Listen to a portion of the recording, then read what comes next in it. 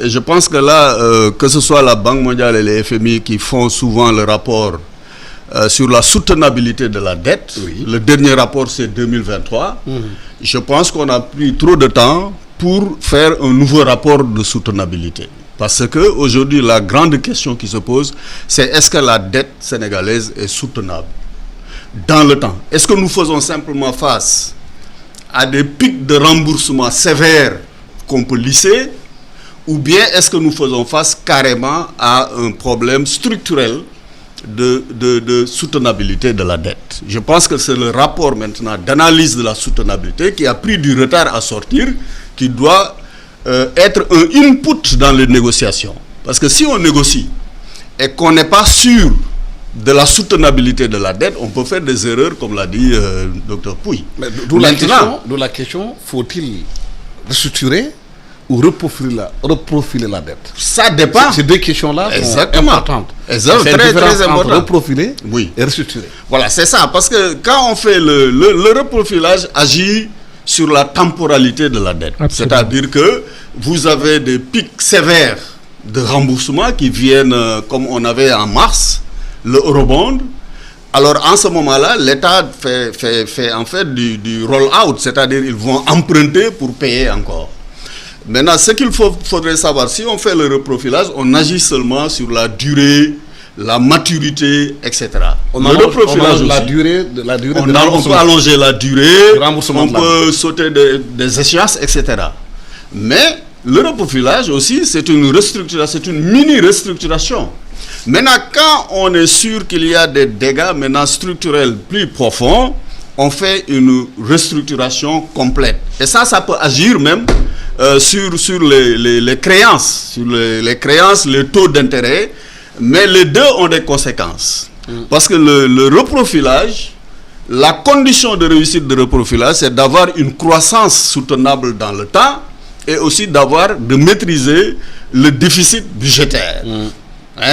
Et de le réduire dans le temps. Parce que si vous faites un reprofilage, vous poussez la dette, vous poussez les paiements et que votre croissance ne répond pas, le déficit augmente, vous ne faites que transférer le problème dans le futur. Alors maintenant, une restructuration maintenant peut entamer la crédibilité internationale du pays sur le marché financier. Le Sénégal peut être regardé de manière négative. Mais moi toujours, je dis que les États ne doivent pas agir par idéologie. On ne peut pas dire on ne va pas faire reprofilage ou on ne va pas faire restructuration.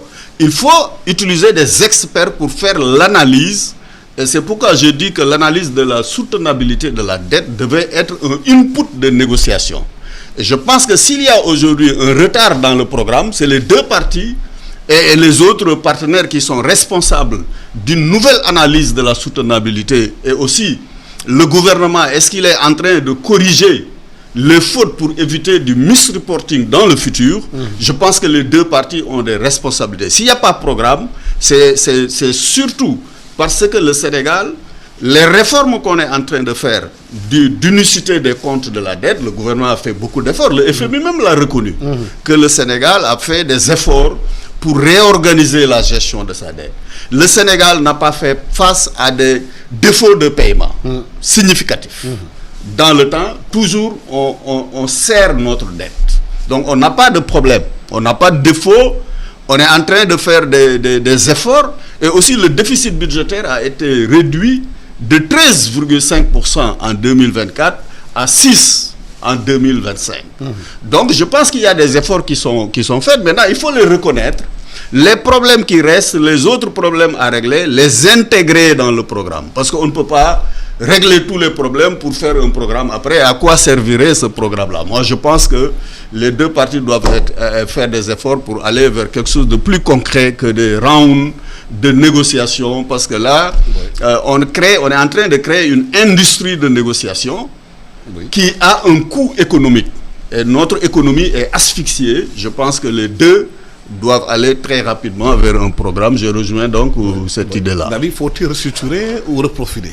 Alors, et comment le faire? Qu'aujourd'hui, c'est aller vite en besogne de parler de restructuration de la dette. Parce qu'il n'est pas question dans les négociations de restructuration de la dette. Alors, rapidement. Mais FMI laisse l'option au gouvernement du Sénégal. Oui, c'est-à-dire que pour l'instant, il y a la question du reprofilage et de la restructuration. Maintenant, le reprofilage, comme l'a très bien dit en fait Dr Ba, le reprofilage concerne plus le calendrier, l'échéancier.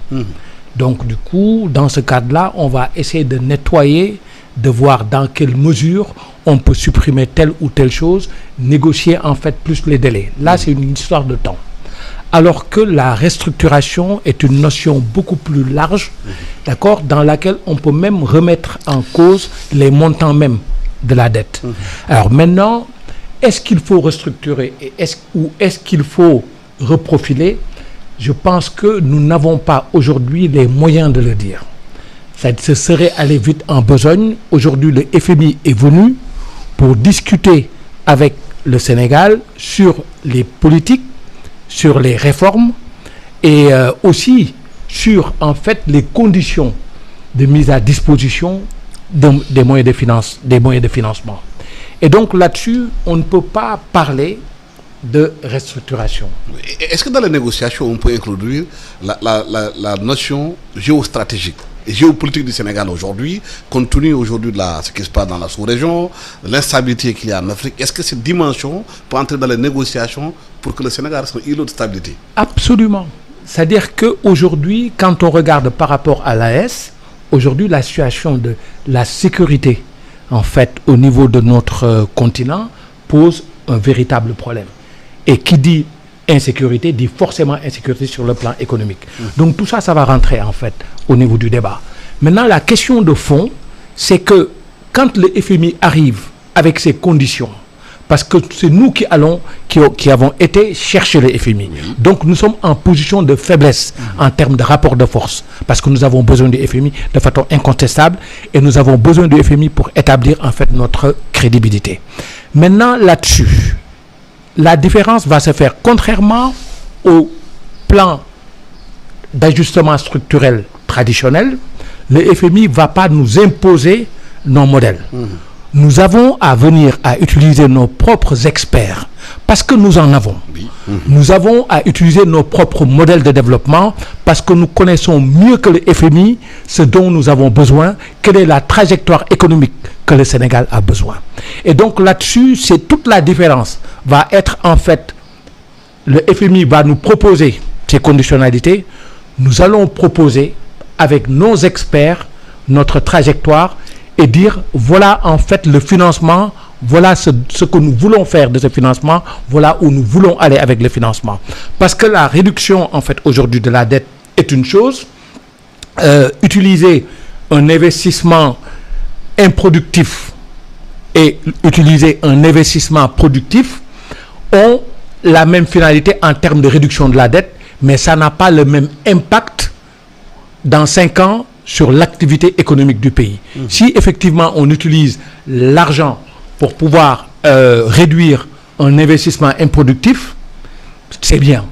Mais si on utilise cet investissement, si on utilise cet argent pour réduire un investissement productif, là on va réduire certes la dette, mais dans 5 ans, la situation va être beaucoup plus catastrophique. Et c'est la raison pour laquelle il faut qu'on discute point par point en utilisant des spécialistes, en utilisant des statisticiens, on va utiliser des prospectivistes, on va utiliser des macroéconomistes, on va utiliser en fait des spécialistes sectoriels pour voir sou par sou, d'accord, quelles seront les répercussions des différentes mesures qui vont être prises.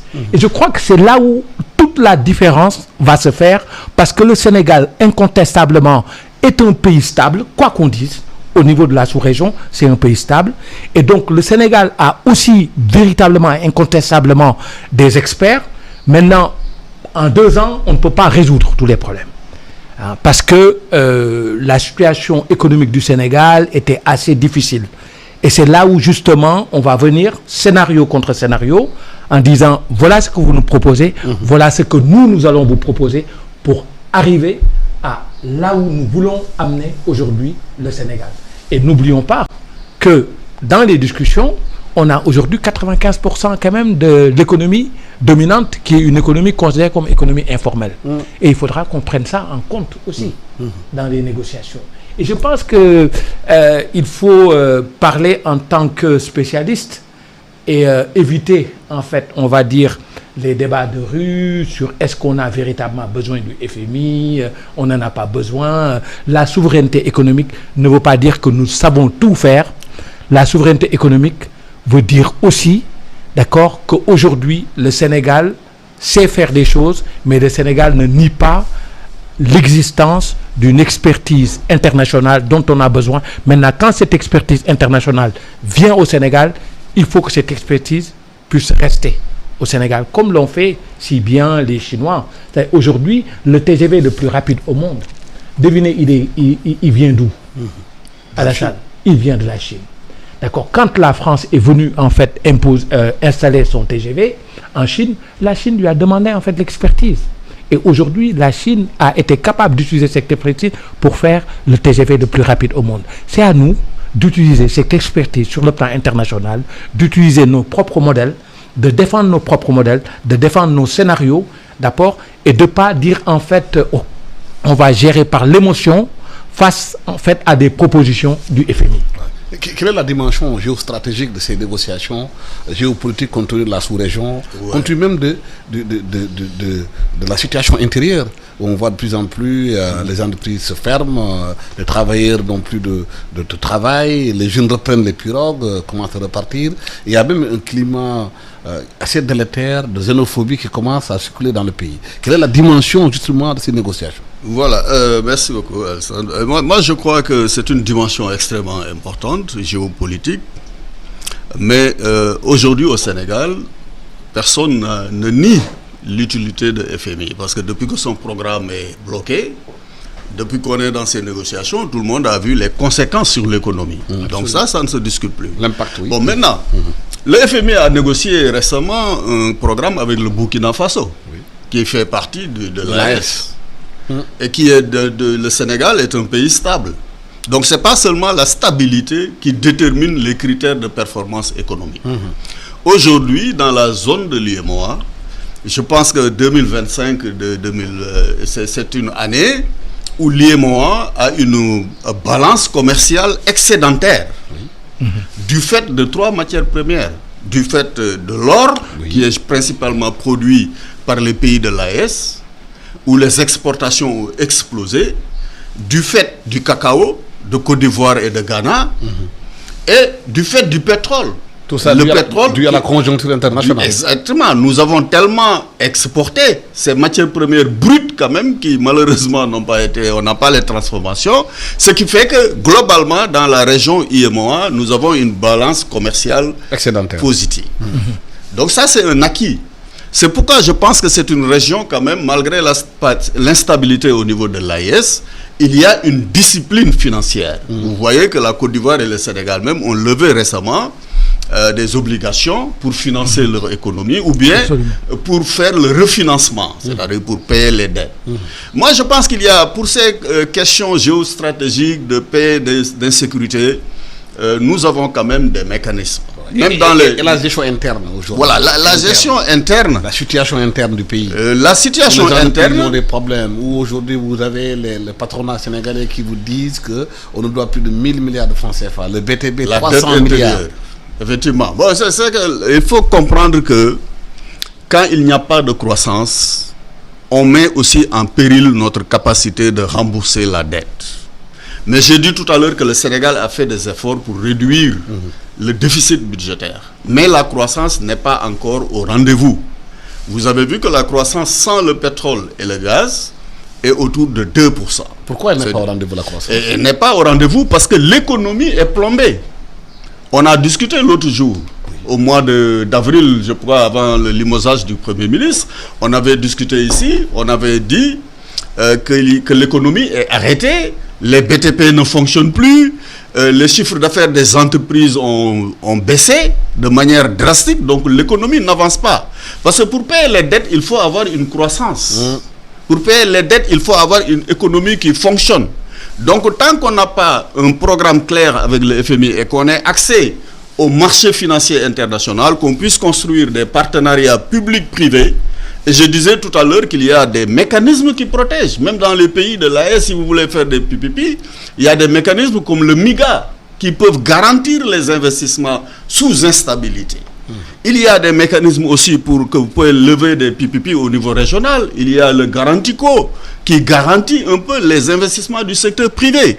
Moi, je crois qu'on a beaucoup de mécanismes. Mais ces mécanismes-là, on ne peut les lever que si la crédibilité financière du Sénégal revient dans le jeu avec un programme clair avec le FMI. Nous n'avons pas besoin, effectivement, en fait, je veux dire que ce n'est pas l'argent que le FMI va donner au Sénégal qui est le plus important. Mais la signature. C'est la signature, le retour de la crédibilité. Oui. Et je pense que les deux parties ont une responsabilité là-dessus pour avancer. Ce n'est pas aller en précipitation. Je crois que, comme vous l'avez conclu, que le Sénégal est stable, le Sénégal fait des efforts pour son déficit budgétaire, le Sénégal veut redémarrer son économie, le BTP est redémarré récemment pour avoir de la productivité, mais donc il nous faut un programme. Mais tant qu'on est là en train de négocier une inflation de négociation, je crois qu'on ne sortirait pas du bout du tunnel. Maintenant, l'autre chose, il faudrait aussi que le Sénégal puisse être responsable des réformes. Réformer la gestion des finances publiques, oui. Réformer la gestion de la dette, ça peut être intégré dans le programme, réformer l'efficacité économique, c'est-à-dire investir dans des segments qui sont productifs, essayer de réduire les subventions, réformer la Sénélec, parce que la plus grande partie de la subvention, presque 1000 milliards, est absorbée par la Sénélec. Et ça ne finance pas que les ménages vulnérables. Parce qu'il y a des problèmes d'efficacité et d'efficience technique de la Sénélec. Sur ces réseaux, il y a des pertes. Donc nous subventionnons les ménages vulnérables, mais en même temps, nous subventionnons aussi le manque de performance de la Sénélec. Et le Sénégal avait déjà enclenché des réformes pour casser la Sénélec en 3 agences. Une agence chargée de la production, une agence chargée du transport et une agence chargée de la distribution. Et se transformer la Sénélec en holding pour améliorer son efficacité et son efficience et réduire les subventions. Mais vous voyez que cette réforme-là est freinée. Je pense que dans les négociations, on doit le réintégrer. La réforme du secteur de l'énergie, mais aussi la réforme de tout ce qui est gouvernance de gestion. Actuellement, le Sénégal est en train de réfléchir sur une réforme constitutionnelle qui va adresser les problèmes de gouvernance de manière, en fait, plus intelligente et groupée. Au lieu de réformer à gauche, à droite, des petits fonds ici à droite, je pense que c'est dans cette intelligence qu'il faut aller et avoir plus de vision des résultats. Parce que les populations attendent des résultats. Justement, c'est la question que je voulais poser